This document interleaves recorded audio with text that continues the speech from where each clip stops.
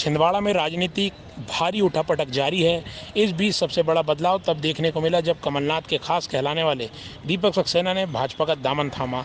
लेकिन इसके पीछे कारण सभी जानते हैं कि नाम अजय सक्सेना का आया, जिसके चलते दीपक सक्सेना ने इतना बड़ा कदम उठाया। वर्तमान समय में एक बार फिर रोहना में कार्यकर्ताओं की भारी भीड़ उमड़ रही है और सभी नेता कार्यकर्ता जोश में नजर आ रहे हैं। इसी बीच अजय सक्सेना उर्फ चुनमुन भैया ने इस पूरे मामले पर खुलकर अपनी राय एमपी की बात न्यूज से की।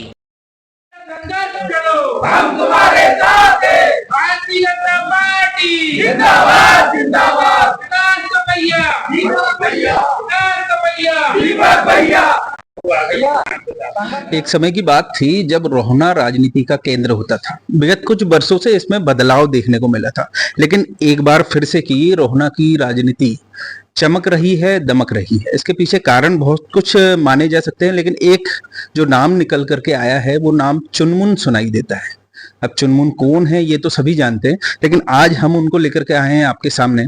कहानी कुछ ऐसी थी कि विगत लगातार कई दशकों से शिकारपुर की राजनीति को चमकाने वाला रोहना अब अपने दम पर चमक रहा है। इसके पीछे कारण एक ऐसा पुत्र है जिनने बढ़ चढ़ करके अपने पिता के सम्मान के लिए आवाज उठाई और अब ये स्थिति बनी हुई है कि रोहना दरबार की जो चमक है वो भाजपा की चमक बढ़ा रही है।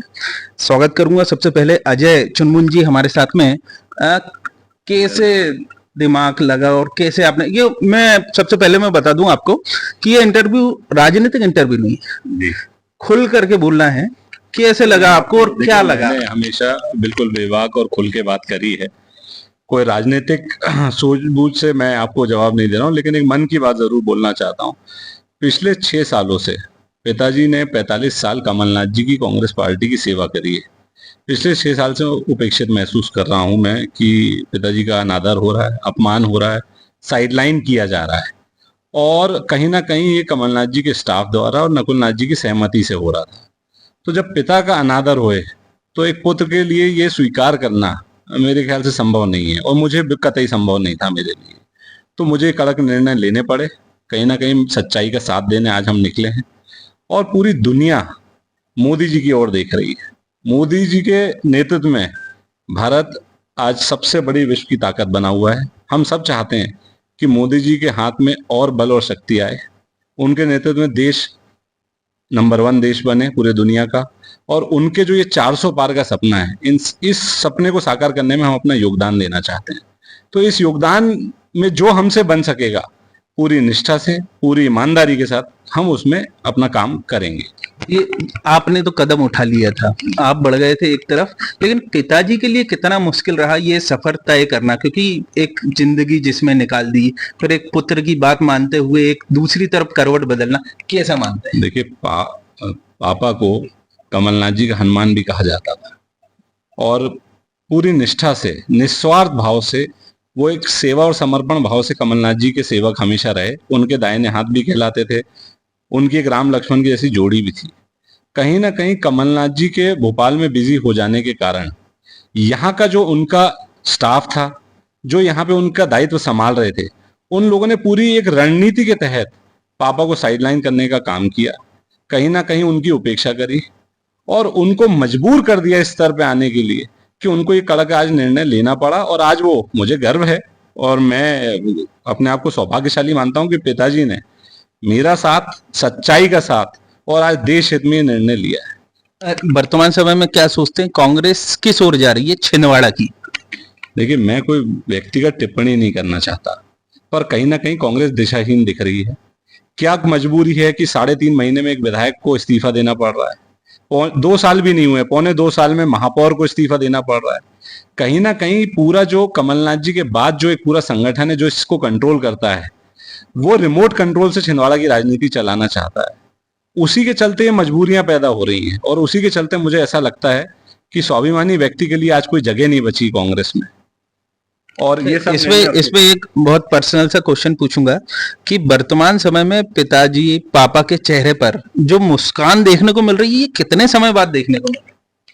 देखिए, वे बेबाक इंसान हैं, और अपनी व्यक्तिगत छवि उनकी एक अलग रही है राजनीति में, और राजनीति में उनका एक अलग अंदाज रहा है। और आज तक उन्होंने कमलनाथ जी के लिए ही सब कुछ करा है। पर जब आज कमलनाथ जी उनके व्यक्तिगत उनकी निष्ठा पे भी अगर क्वेश्चन मार्क आने लग जाए और उनकी इज्जत और मान को नहीं रख पाए, तो उन्होंने अलग होने का आज निर्णय लिया है, क्योंकि कहीं ना कहीं कमलनाथ जी भी मजबूर दिखाई दे रहे हैं। आपने कहा था कि एक घर में एक ही झंडा रहेगा।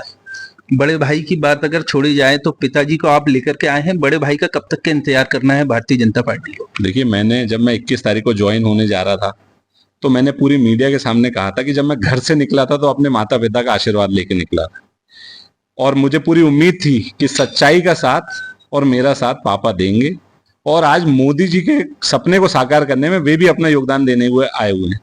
मैं जल्दी उम्मीद करता हूं, कोई बहुत ज्यादा देरी नहीं लगेगी, कि मेरा भाई भी सच के साथ आ जाएगा। एक आखिरी सवाल, कैसा मानते हैं कि आपने जो बीजेपी को ज्वाइन किया है, आगामी समय में यहाँ तक के इतनी जल्दी बात होने लगेगी कि आप छिंदवाड़ा के विधायक पद के दावेदार रहेंगे? ये यानी कोई अतिशयोक्ति नहीं होगी, लेकिन ये कहने वाली बात तो है कि आप विधायक पद के दावेदार रहेंगे, तो भाजपा में अपना जीवन कैसे देखते हैं? देखिए, कोई खेल नहीं है कि खेल खेल लिया और मजा आ गया। ना कोई सौदेबाजी है, ना कोई शर्त पे आज हमने भाजपा की सदस्यता ली है। निस्वार्थ भाव से, जैसा कि मैंने कहा, मोदी जी के सपने को साकार करना ही हमारा सपना है। तो एक कार्यकर्ता के रूप में हम सब मोदी जी के सपने को साकार करने में कर्तव्यबद्ध हैं, वचनबद्ध हैं। उसमें जो मेहनत है वो हम सब करेंगे। जितने वरिष्ठ और साथी में हम सबके साथ जो आज गए हैं, भाजपा में शामिल हुए हैं, वे सब अपनी पूरी मेहनत और पूरी ताकत के साथ मोदी जी को जिताने में आज अपना कर्तव्य पूर्ण करेंगे। अभी हम जब जितनी देर से हम आए हैं, हमारे सामने लगभग सैकड़ों लोग आ चुके हैं जो लगातार सदस्यता ले रहे हैं, भारतीय जनता पार्टी की ले रहे हैं। कितने लोग रोजाना आते हैं? क्योंकि हमें आए हुए आधा घंटा हुआ, सैकड़ों लोगों को हम देख चुके हैं। एक आपके चेहरे की मुस्कान, पिताजी के चेहरे की मुस्कान ये कॉन्फिडेंस दिखा रही है कि एक बार फिर से की रोहना दमदार होकर के उभरा है। आप क्या मान रहे हैं कि लगातार कितना इसका छिंदवाड़ा पूरे जिले में कितना परिवर्तन? देखिए, कार्यकर्ताओं और पब्लिक के आशीर्वाद से रोहना हमेशा दमदार था।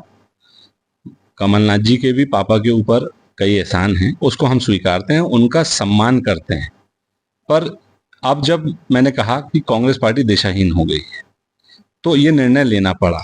रही बात आगे की, आज भारतीय जनता पार्टी में हमारा परिवार है और मजबूती के साथ खड़ा है, तो जो उचित होगा वो निर्णय हम सब ले चुके हैं ऑलरेडी, और अब आज कर्म की ओर बढ़ चुके हैं।